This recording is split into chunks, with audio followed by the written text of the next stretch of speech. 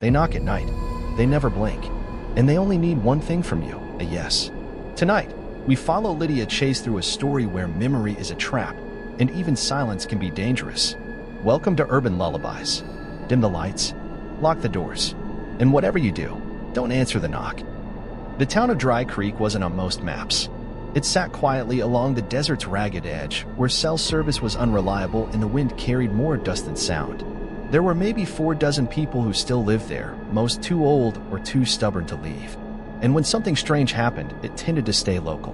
Like the knock that came to Lydia Chase's trailer just after 2 a.m. She had been sleeping fitfully, tangled in sweat-damp sheets, when the knock jolted her awake. It wasn't frantic. It was calm. Even. 3 soft raps. She sat up, her breath catching. Her dog, Knox, growled low from the foot of the bed, ears flat, eyes locked on the front door. Another knock.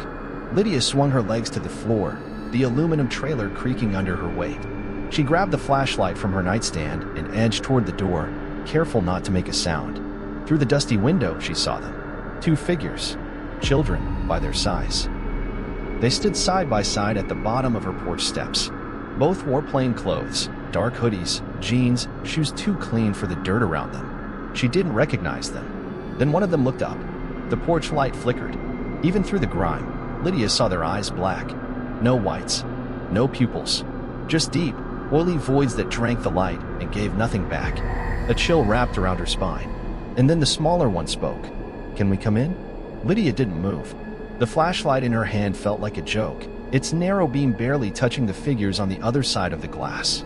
She told herself it was a trick of the light, a hallucination from sleep deprivation. Anything but what it felt like.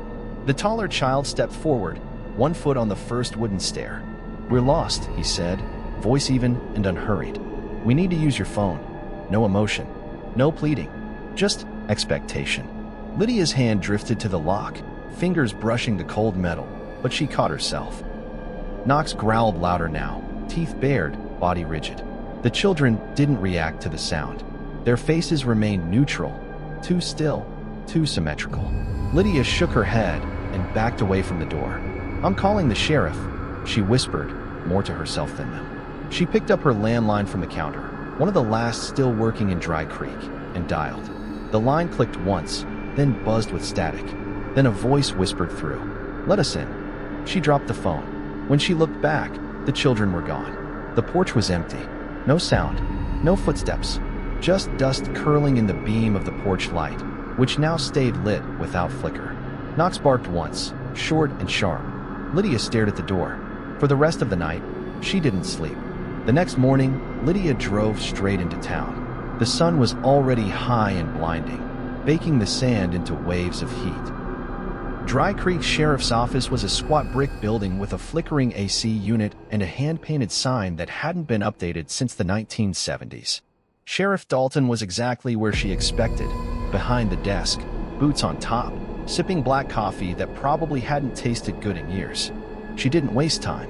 "I had a break-in." "Kind of." Dalton raised an eyebrow. "Kind of."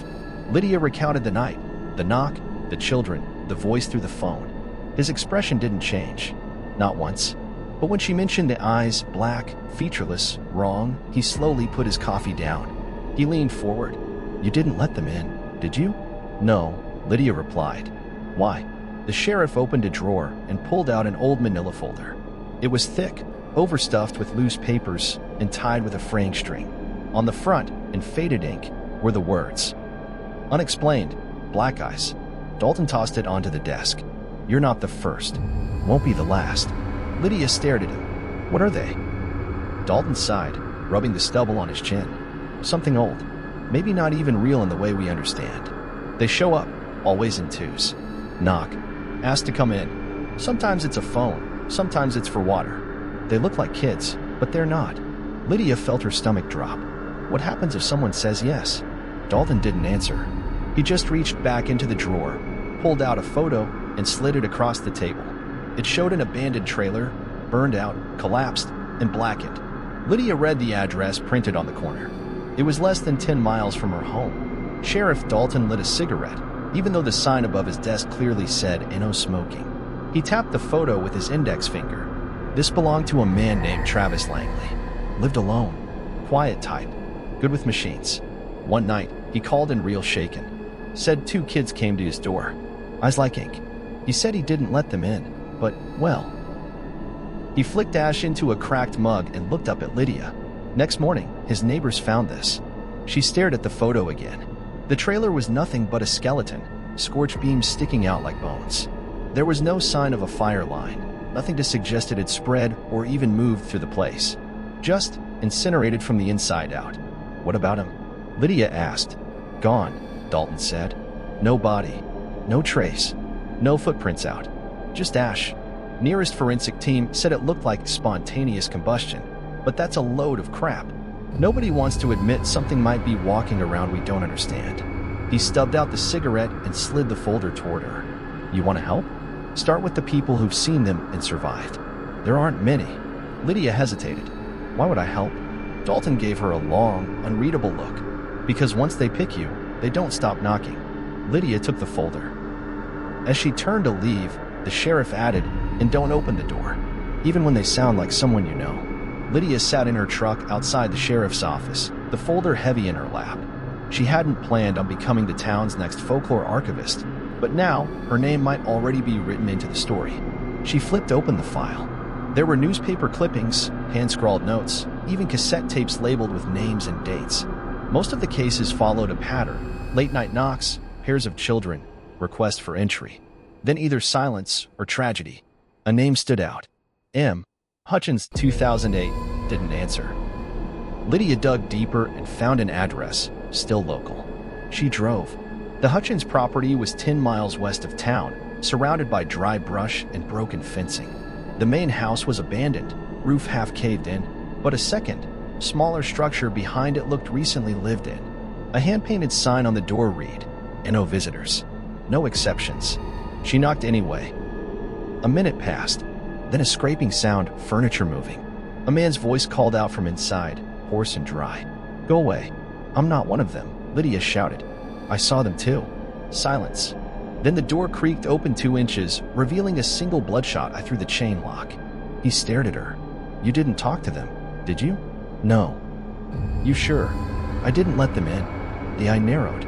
Then the door closed again, and the sound of the chain sliding free echoed across the porch. It opened fully. A thin, gray-bearded man stood barefoot in the doorway. His face looked like it hadn't smiled in over a decade. "You better come inside," he said, "before they know you're asking questions." The interior of Hutchins's cabin was dark and sparse. Thick curtains hung over every window, duct-taped at the seams. The floor was lined with lines of salt, some faded, others freshly poured. A battered armchair sat beneath a dangling bulb that flickered weakly. "Sit," he said, nodding to a stool. Lydia obeyed. Hutchins paced, muttering to himself, then finally turned toward her. Most people don't make it past the first knock. Curiosity kills more than permission. Lydia nodded slowly. "You survived." "I didn't answer," he said. Not just with words, with attention. She furrowed her brow. "What does that mean?" Hutchins raised a finger. 3 rules. Listen close. He held up one hand, trembling slightly. 1. Don't speak to them. Not a word. Not a whisper. If you respond, they've got your voice. A second finger. 2. Don't meet their eyes for too long. It's not just black in there, it's a place. And if you look too long, something looks back. A third. 3. Never let them use your name. If they speak it, and you acknowledge it, even a nod. He trailed off, eyes far away. Lydia waited, then asked softly, "What happens?" He looked at her again, haunted. "You start dreaming of them." And then one night, the knock doesn't come from the door. It comes from inside the walls. A cold silence filled the space between them. Lydia reached into her bag and pulled out the photograph from Dalton's file, the burned trailer. "Did he break the rules?" she asked. Hutchins stared at the image for a long time. "No," he whispered, "but his daughter did. She was 10, Hutchins said quietly. Her name was Marla Langley. Sweet kid. Liked to draw. The kind that asked too many questions." He sat back in the armchair, eyes unfocused. Travis, her dad, raised her on his own. She was with him the night the knock came. 2 of them, like always. 1 boy, 1 girl. Said they needed to call their parents. Lydia leaned forward. "She answered the door?" "No." She looked through the peephole. "That's all." Travis had drilled the rules into her after hearing my story. She said nothing. He said nothing. They waited till morning. But something changed, Lydia guessed. Hutchins nodded. 3 nights later, Marla started drawing them. He reached into a nearby drawer and pulled out a yellowed page, crayon on paper, crude but chilling. 2 children, holding hands.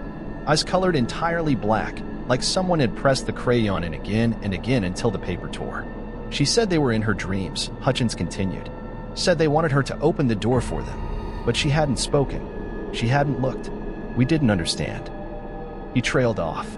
Lydia asked, what happened to her? On the 5th night, she was gone. Room locked from the inside. No windows open. No tracks outside. Just gone. And Travis, what mad trying to find her. When they came back, he did the one thing you're never supposed to do. Lydia didn't have to ask. He let them in. Hutchins stood and moved to the back of the cabin, returning with a shoebox sealed with black duct tape and a rusted latch.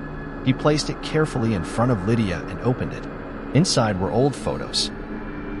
Blurry Polaroids, mostly dark or half-lit, and a handful of cassette tapes, each labeled with names, dates, and short phrases. Whispers behind the glass. 3rd knock. She answered back. Hutchins picked one up. I recorded this 2 days before Travis disappeared. He came to me shaking, eyes bloodshot. Said he heard Marla's voice calling to him from outside. Begging him to let her in. He handed the tape to Lydia. She turned it over slowly. You think it was really her? No, Hutchins said firmly. I think it was something else wearing her voice like a mask. He stared at the wall for a long moment. That's what they do. They find your cracks, grief, guilt, love, and they knock right there. And if you open the door... His voice dropped. You're not just letting them in. You're letting yourself out. Lydia shivered. I saw Travis again, Hutchins continued, barely audible, not long after the fire. In the gas station mirror. He looked like himself, but wrong. His reflection moved a half-second too late. His smile was too still. And those black eyes. Lydia asked quietly, are they ghosts? Hutchins shook his head. No, they're not dead. They're what's underneath things. Behind the glass. Beneath the mask of memory. We gave them shape when we started sharing their story. Now they're real enough to knock. He looked at her with tired, red-rimmed eyes. And they've knocked on your door. Which means they've chosen you. That night, Lydia didn't go home. She checked into the only motel in Dry Creek, a squat, stucco-walled relic from the 1950s with buzzing lights and a cracked neon cactus on the sign. Room 6 smelled like bleach and dry air. She wedged a chair under the door handle and drew the blinds tight. On the nightstand sat the cassette Hutchins had given her. Travis Langley, 2008. She hesitated, then fed it into an old Walkman the motel manager had dug out of a drawer. It clicked, whirred, and began to play. At first, just breathing. Then a voice, Travis. I don't know why I'm recording this. I guess, so someone will know. They came again last night. Just stood there, not moving, just waiting. I didn't let them in. A pause. The sound of pacing. Then more quietly. Marla's voice is clearer now. She knows things only she'd know. Says she's cold. Says it's dark where she is. Says I can bring her back if I just say yes. Lydia closed her eyes. A knock echoed on the tape, sharp and distant. Then a second. Then a third. I told them no, Travis said, breath hitching. But I thought about saying yes. And I think they heard that. Suddenly, the static shifted. And through it, just barely, Lydia heard her own name. Not spoken by Travis. Not from the past. But whispered through the hiss of the tape itself. Lydia. Her heart skipped. The tape clicked. Stopped. She tore the headphones off. Breath caught in her throat. Outside the motel window, the wind died. And then, 3 gentle knocks. On the glass. Lydia didn't move. The knock had been light, almost polite, but it carried weight. It wasn't just sound. It was recognition. As if whatever was outside knew her shape, her thoughts, her hesitation. She reached slowly for the nightstand drawer, feeling blindly for the motel's battered Gideon Bible. She wasn't religious, not anymore, but her fingers wrapped around it like a life raft. Another knock. Then a voice. Childlike. Clear. Close. Lydia, we need help. Please let us in. She felt the words vibrate through the air, the floor, her chest. Her name in their mouths made her feel hollow, like something was already missing from her. She stood, heart pounding, and inched toward the window, careful not to disturb the blinds. She peeled back one slat with shaking fingers. Two children stood just beyond the glass. Same ones. Same clothes. Same eyes, black and endless, like looking down a well that never ends. But this time, their smiles were wider. And this time, they didn't look like strangers. They looked like her cousins, Ben and Emma, twins who had died in a car crash when she was 15. "Don't you recognize us?" Emma said. "It's been so long." Lydia stumbled back from the blinds, breath short. They had never been to Dry Creek. She grabbed her phone, dead. The motel landline gave nothing but static. Outside, the wind started again. But it wasn't natural wind, it whistled. Low, melodic, like a tune half remembered from childhood. She backed toward the bathroom, clutching the Bible to her chest. From the other side of the wall, the girl whispered, "Just say yes." Lydia spent the night in the bathroom. She wedged the door shut with her legs, the motel Bible clutched tightly to her chest. The knocking stopped around 4 a.m., replaced by silence, worse somehow than the voices. She didn't sleep, not really. Her mind replayed the voices, the eyes, that impossible whisper of her name through a decades-old tape. By morning, the world seemed normal again. Sunlight spilled through the cracked blinds. Birds chirped in the parking lot. A cleaning cart rattled by outside. She opened the bathroom door slowly, expecting to see shadows. Instead, she found the cassette player melted. The plastic warped and sagging. The headphones twisted. Burned wires curled like veins across the nightstand. The tape itself was gone, nothing but a dark scorch mark where it had been. Her reflection in the bathroom mirror looked pale, hollow-eyed. But something else was off. She leaned closer. There, just beneath the surface of the glass, something moved, like a ripple behind her reflection. She froze, and then the mirror cracked. Not from impact, not from pressure, but from inside. A jagged line ran from corner to corner, spiderwebbing around her face. Her reflection didn't mimic her flinch, it lagged, just a beat too slow. She backed away and gathered her things, hands trembling. At checkout, the manager, a middle-aged man with nicotine-stained fingers, stared at her like he'd seen a ghost. "You okay, miss?" he asked. "No," she said flatly. He hesitated, then leaned closer. "They knock on my window sometimes, too," he whispered. "I don't answer." Then he handed her the receipt, and on the signature line, written in a smooth, childish scrawl, were 3 words. "Thank you, Lydia." Lydia didn't sign the receipt. She left it on the counter and walked out, heart pounding, every nerve tuned to static. The manager didn't stop her. He just watched with a look that said, "I've seen worse," though she doubted anyone really had. Outside, the desert sky stretched wide and cloudless, but the sunlight didn't reach her bones. Something followed now, something invisible, but felt, like a voice just behind her ear that never quite spoke aloud. She drove. Nowhere in particular. Her phone was still dead. Every charger she tried gave off a faint whine and heated quickly, like it was being drained, not powered. She passed by the sign for Langley Trailer Park and hesitated. She knew what she'd find there. Burned-out remains. A ring of scorched earth. A place the local kids dared each other to sneak into. But she turned off the road anyway. The trailer's skeleton remained. Beams twisted like ribs, ash scattered across the dirt. Wind scraped something along the ground, an old license plate, maybe. The air smelled of old smoke and rust. Lydia stepped out. The air thickened immediately. And then she saw it, on the back of the ruined trailer wall, carved into the metal in wide, jagged strokes. "We remember you." Underneath, in smaller letters, just 3 words. "You said no." Lydia swallowed hard. Something shifted in the ash. She turned sharply, nothing there. But when she looked back at the trailer, there was a shape reflected in the twisted metal. A child, standing behind her. She spun. No one, just wind. But when she climbed back into her truck, her rearview mirror was cracked. And in the center, her name was scrawled backward, like from the inside. Idlewild. Lydia drove west, deeper into the desert. She didn't know why. There was no destination, no logic, just a pull, like her body was chasing something her mind hadn't agreed to. The horizon shimmered in the heat. Empty roads unspooled in every direction. The radio flickered on by itself. She jumped, fumbling for the dial, but the knob spun freely. No station number showed, just static, low and rhythmic. Then, underneath it, a voice. Male. Old. Familiar. "You can still stop it." Lydia froze. The voice came again, a whisper inside the white noise. "You still have time, but not much." She leaned toward the speaker. "Who is this?" The static paused. Then the voice answered. "They're inside now." Lydia's skin crawled.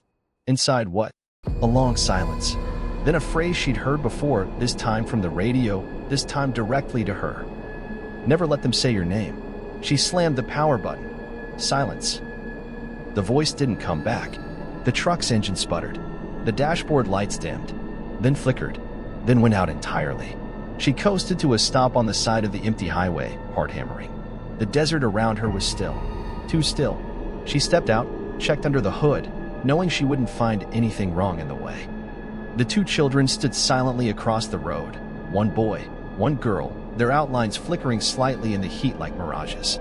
But the desert wind didn't touch them. Their hair didn't stir. Their shadows didn't shift. She blinked. They were closer. Still not moving, but now just feet from the edge of the road.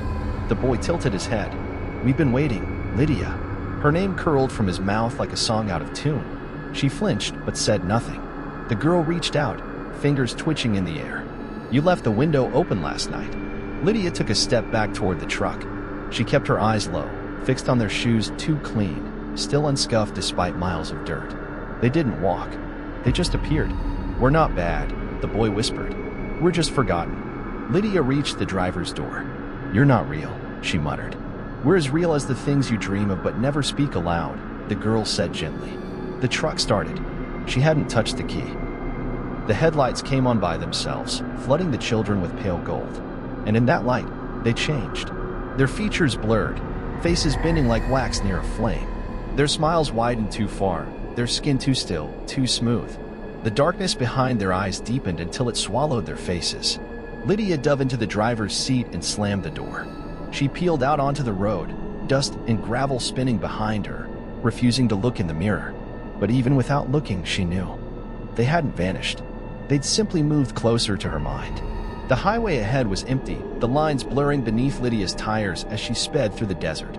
Her hands clenched the wheel, knuckles pale, eyes refusing to drift toward the mirrors.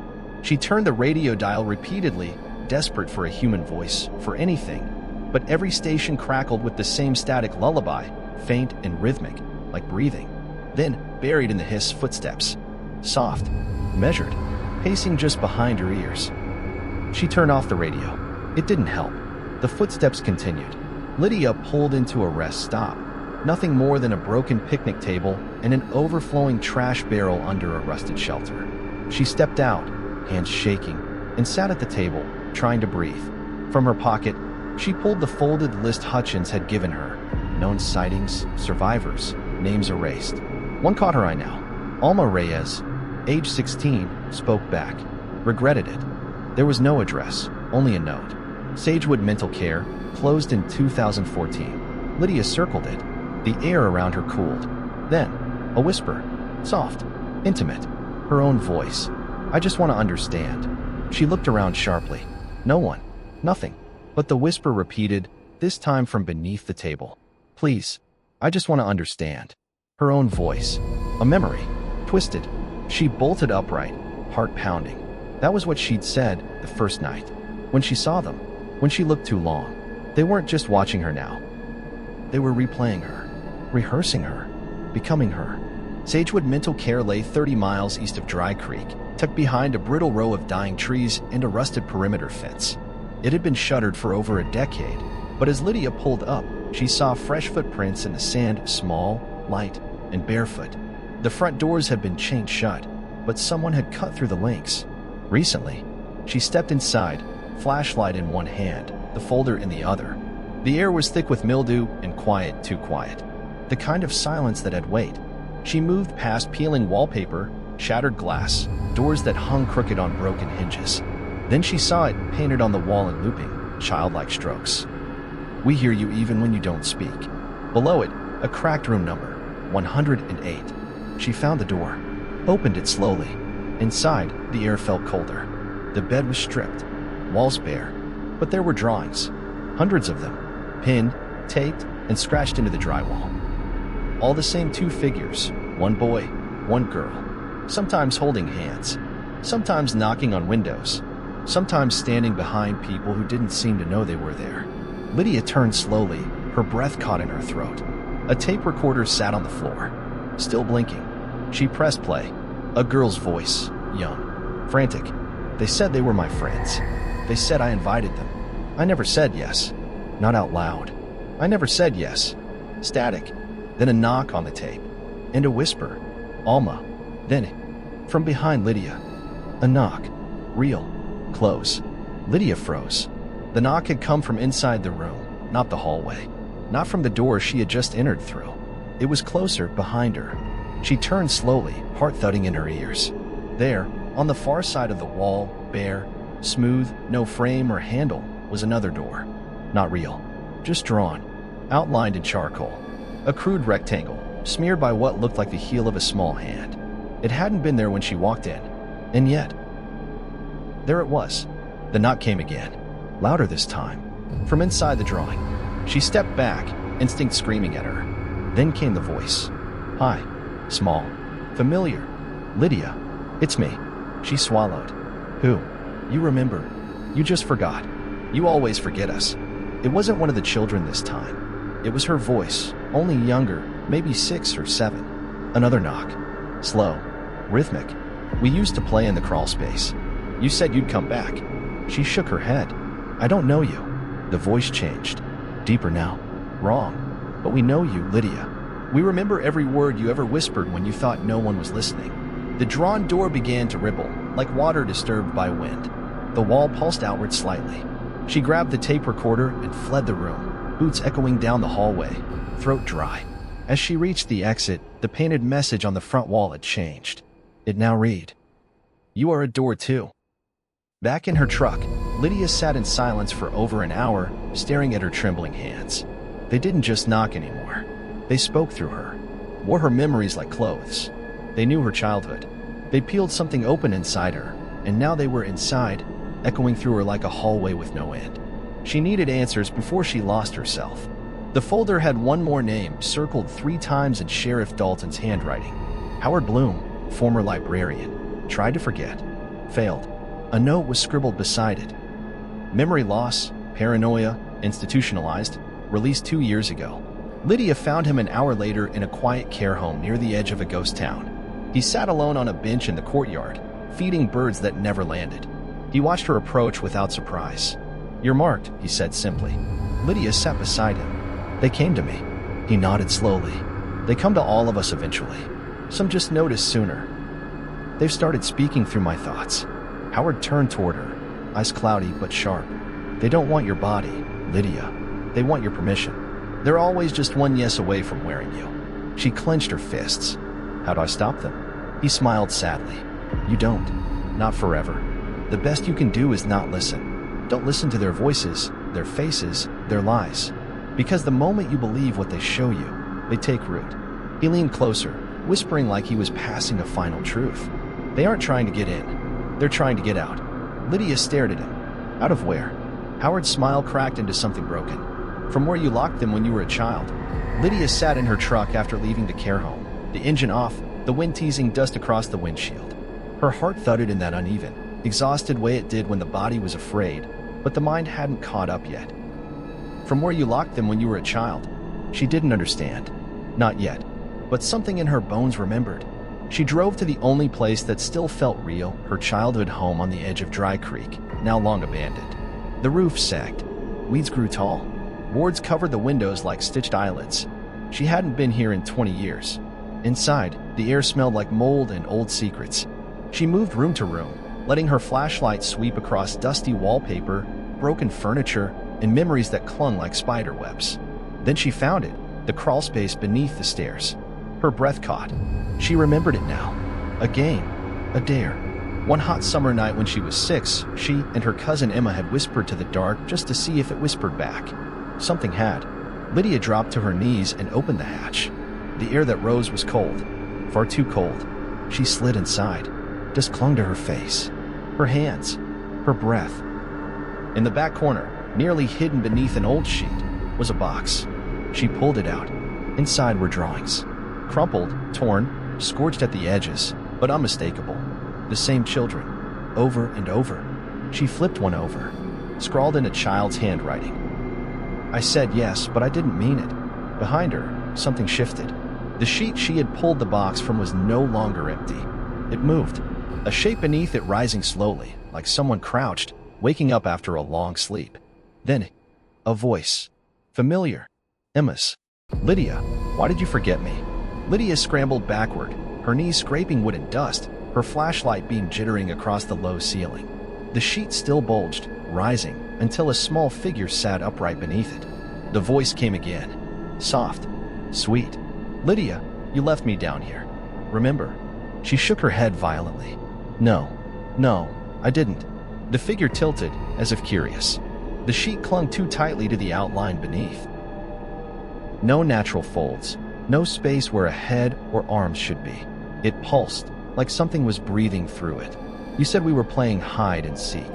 You told me to wait. The voice sharpened at the edges. But you never came back. Lydia's mouth went dry. There was a memory, faint, smothered in the haze of childhood. But it returned now, clearer than it had any right to be. Emma, the crawlspace, a fight. Lydia had run inside during a storm, locked herself in, dared the shadows to come close. She had forgotten something. A shape beneath the blanket shifted again. You knew I was scared. You heard me knocking. Tears blurred Lydia's vision. I was just a kid, she whispered. So was I, the voice said. But they came to me first. They asked me if I wanted to leave. A pause. I said yes. The blanket deflated suddenly, like a balloon losing air. Gone. But when Lydia turned, the crawlspace wall was no longer solid. A door had appeared. Not drawn, not imagined. Wood. Hinges. Iron handle, rusted with age. From the other side came a knock. And then two voices, childlike and in perfect unison. You can remember us now. Lydia stood frozen in the crawlspace, dust thick in her throat, the drawings clutched to her chest. The door before her should not exist. It didn't belong to this house, to this plane of reality, to anything that obeyed the rules she once believed in. But it was there, solid, old, humming faintly with cold. And it was waiting. She reached toward the iron handle. Stopped. The air was denser here, like a vacuum wrapped in sound. Every part of her screamed to run. But somewhere deeper, the part of her that remembered Emma, that still held the weight of that childhood moment, knew she couldn't turn away this time. Her hand touched the handle. Instantly, a wave of cold surged through her arm, and the door shuddered, as if something on the other side had pressed its face against it, eager, excited. Then 3 knocks. From the other side. Sharp. Hungry. Her grip tightened. Don't open it. The voice came from behind her, low, old, shaking. She turned. It was Sheriff Dalton, standing in the crawlspace hatch, flashlight in one hand, the other holding a salt pouch. I figured you'd come back here, he said, stepping in. They always pull you back to where they first get in. Lydia backed away from the door. I remembered, she said. I left her. I left Emma down here. Dalton didn't move closer. That wasn't Emma's voice you heard. Not anymore. They wear the guilt like a mask. But the drawings, they use memory like a knife, he snapped. They don't need to kill you. They just need you to open the door. Lydia looked back at the handle. The metal had frosted over with fingerprints. Small ones. And they were on both sides. Lydia stumbled back from the door, her hand trembling, breath caught in her throat. The frost hadn't just formed randomly, it was patterned. Dozens of tiny prints etched in perfect arcs across the handle and the wood. And in the center of the door, where no hand should have reached, something had been drawn into the condensation. A name. Emma. Dalton stepped closer, careful not to touch the door. He knelt and poured a thick line of salt across the threshold, his movements practiced and fast. They can't cross it, he muttered. Not without a breach. Lydia watched as the salt sizzled faintly, as though reacting to something unseen pressing against the other side. But she said. She knew things only Emma would know, Lydia said. Childhood secrets. Details. That drawing. Dalton shook his head. They dig into you. Tear through what matters most. Memory's not sacred to them. It's a key. The door thudded once, hard enough to scatter dust from the ceiling beams. Then a voice called out, broken and small. Lydia, please. I'm cold. She turned away, covered her ears. But the voice kept speaking, not loud. Just steady, persistent. You promised. You said we'd play, and then you left. Dalton's voice came sharp. Don't answer. Not even with silence. They feed on hesitation. Lydia's mind reeled. What if it was Emma? What if some part of her had been trapped when she said yes? What if the guilt she'd buried as a child wasn't just emotional? It was a door, left cracked open. The thudding stopped, and then came a whisper. "You already said yes once. We just need you to remember." The whisper soaked into Lydia's bones, threading through her ribs like a song she'd once known by heart. She staggered back from the door, pressing her fists to her temples. She couldn't tell if the voice was inside the room or inside her head. Dalton grabbed her shoulder. "Look at me," he said firmly. "You're not her anymore. You didn't open it." Her voice came out cracked. "But what if I did? What if I forgot? What if I said yes before I knew what that meant?" Dalton's jaw tensed. "They want that doubt," he said. "It's not about truth. It's about permission. You give them a sliver, they'll pull you through."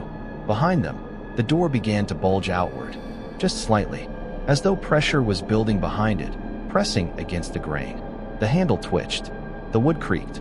Dalton fumbled in his coat and pulled out a thin vial of dark liquid. "Oil of rue and iron filings," he muttered, tracing a symbol on the door's surface. "Old ways. Might buy us time." As he drew the mark, the temperature in the crawl space dropped sharply. Frost bloomed across the walls. Lydia's breath came in puffs of fog. Then, a shriek. Not childlike, not even human.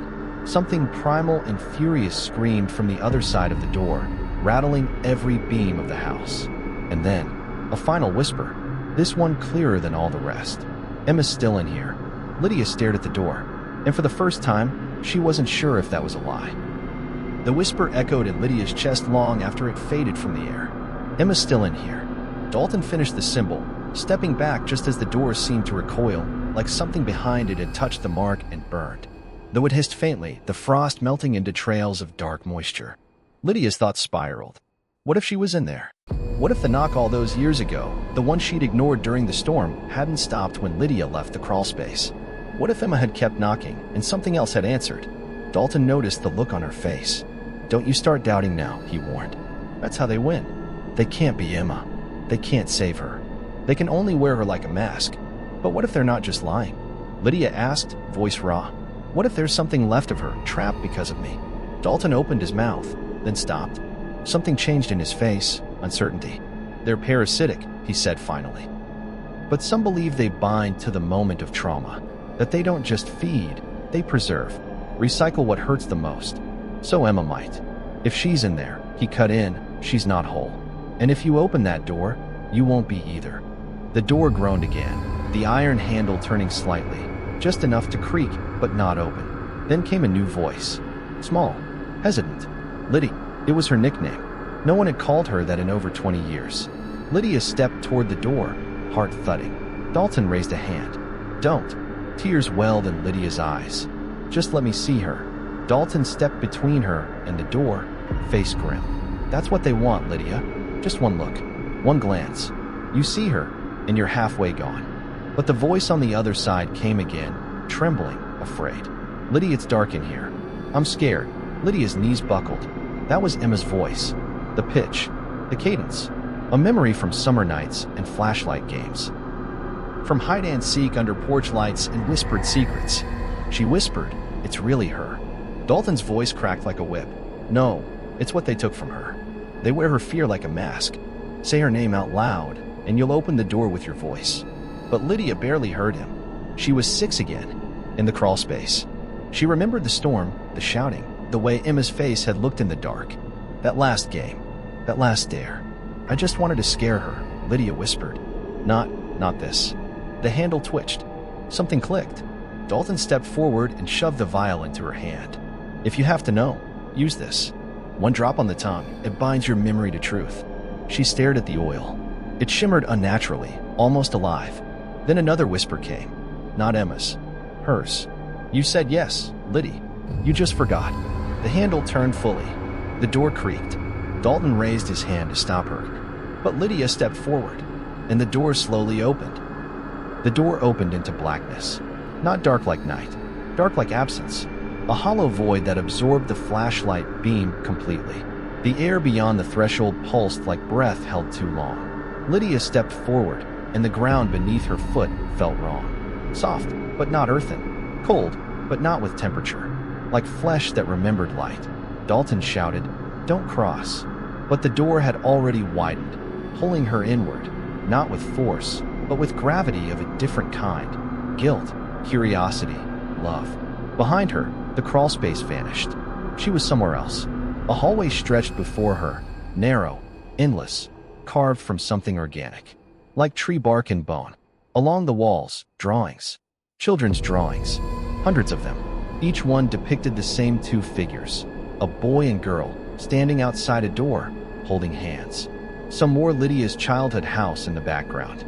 Others showed Dalton's station, the Sagewood facility, the trailer. Places she'd seen, places she hadn't. And every drawing had a single phrase scrawled beneath. Say yes. She moved forward. At the hallway's end stood a girl, 8 years old, hair in crooked braids, shoes one size too small. It was Emma. She turned, eyes wide. Her face didn't twist, didn't blur. Just a scared girl. Lydia, she whispered. Lydia took a step. What do you mean, stay? She asked. Emma lowered her eyes. They said if someone new takes my place, I can leave. They said you were already theirs. The void around them pulsed, dim shapes shifting behind the walls, like faces pressed through translucent skin. The hallway darkened further. The drawings began to peel themselves from the walls, curling as if alive. Lydia knelt down, voice trembling. Emma, I came to get you. I came to make this right. Emma looked up. Her eyes had turned black. Not like the others. No blank pools, no swirling void. Just dark, deep and endless, filled with sorrow. They said you already said yes when you forgot me. That's all it takes. Lydia stumbled back. No, I didn't mean to. I was just a kid. The walls trembled. Whispers gathered all around. You said yes. You said yes. Emma stepped forward. It has to be you now, Lydia. That's the rule. Behind her, a door appeared in the air, identical to the crawlspace door. It pulsed gently, light flickering around its edges like a heartbeat. They said if you open it, I can leave, Emma said. But you'll have to stay behind. Lydia's fingers closed around the vial in her coat pocket. Dalton's voice echoed in her head. One drop binds memory to truth. She pulled it out. Her hands shook. Emma, she said, if you're really her, tell me something only we'd know. The girl's smile faded, and the thing wearing her face hesitated. The silence was immediate. The not Emma, so fluid, so precise until now, stood still, that black gaze narrowing, thinking, searching. Then she smiled. But it wasn't the smile of a scared little girl. It was too wide, too still. You made her a daisy chain, she said. When we were 5, out of weeds. Lydia stared. That much was true, but it wasn't everything. That's not what I asked, Lydia said, voice steadier now. There was a word. You laughed and made it up. You said it meant best friends forever. What was it? The thing in front of her faltered, just for a second. Then it smiled again, more crooked this time. You don't remember either, it said softly. That's how it works. Everyone forgets eventually. Lydia's breath caught. She remembered now. The word, Sifa. Nonsense. But theirs. And it hadn't said it. She uncorked the vial, tilted a single drop onto her tongue. The effect was immediate. The hallway shattered. Walls cracked apart. Whispers turned to shrieks. The fake Emma screamed as her skin cracked like porcelain, revealing shadows beneath. The drawings ignited, curling in flames without heat. And suddenly, Lydia wasn't in the hall anymore. She was in the crawlspace again. Dalton stood nearby, holding the door open. Now, he shouted. Lydia dove forward, the shadows reaching behind her, fingertips brushing her coat, her ankle. Dalton slammed the door shut the second she crossed the threshold. He drove the symbol again with the last of the oil. The door pulsed once more, and then went still. The silence was unbearable. Lydia lay on the crawlspace floor, chest heaving, salt stinging her eyes, the taste of the vial still bitter on her tongue. Every part of her shook, not from fear, but from recognition. She remembered it all now. The knock during the storm, the fight, Emma hiding under the stairs, the voice that whispered promises of games, of never-ending light, if only someone would say yes. Lydia had spoken. A childish joke. A dare. I said yes, she whispered. Dalton helped her sit up. You rescinded it, he said. You remembered. That's what matters. But if I let them in, does that mean Emma still, she couldn't finish the sentence? He looked away. Whatever was left of her, if anything, was being used against you. You saw that. Lydia nodded slowly, though her chest felt hollow. I almost believed it. Almost chose it. That's the real trap, he muttered. They don't force their way through. They make you turn the key. They sealed the crawl space behind a heavy plank, layered with salt, iron, and old sigils Lydia didn't recognize. Dalton carved a final phrase into the wood with a rusted knife. Never opened for memory. They didn't talk on the drive back to town, but Lydia watched the mirrors. She knew better now. The black-eyed children were still out there, not chasing, not hunting, waiting, at doors, in mirrors, inside songs you hummed but forgot where you learned. They only ever needed one thing, a moment of weakness, a yes. Weeks passed. The crawl space was sealed. Lydia left Dry Creek, moved inland, changed her phone, her car, even her name on certain documents. But names, she had learned, didn't keep you safe. One night, she visited a bookstore in a small coastal town. In the corner, a weathered bulletin board held flyers, local warnings, and an old article clipped from a forgotten paper. Who are the children that knock? It was her story. Not exactly. Twisted, localized, updated. Now the children appeared near the beach, asking to use a phone to find their mother. Her breath caught. The story had moved on. She knew what that meant. Back home that night, she lit a single candle and placed salt at her windows, just in case. Her new house was small, quiet. No crawl space. No attic. Only light and air and locked doors. But the shadows stretched long anyway. And sometime just before dawn, as she sat in the dark with a mug of untouched tea, it came again. A knock. 2, then 3. Gentle. Familiar. From the front door. She didn't move. Didn't breathe. A voice followed, barely more than a murmur. "Please, we're so cold." Another knock. Then silence. Then, "Liddy." The cup shattered in her hand. She stood slowly, walked to the door, pressed her hand gently against the wood. She didn't speak. Not this time. Not ever again. Because some doors aren't meant to be opened. And some children never grow old. They only wait. Forever. Some stories end. But others just wait behind the door. If you enjoyed this descent into the world of the black-eyed children, make sure to like, subscribe, and share it with someone who always answers after dark. And remember, if you ever hear 3 knocks at night, don't say yes. This is Urban Lullabies, and your nightmares are just beginning.